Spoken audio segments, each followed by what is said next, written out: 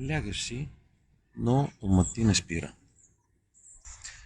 Аз имах същия проблем преди повече от 25 години и започнах да търся начини, чрез които съня да дойде и при мен.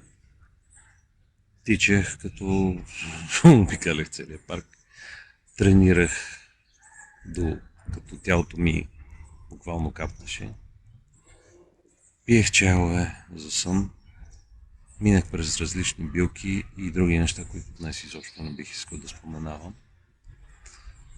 И като се преберях, се получаваше пак същото.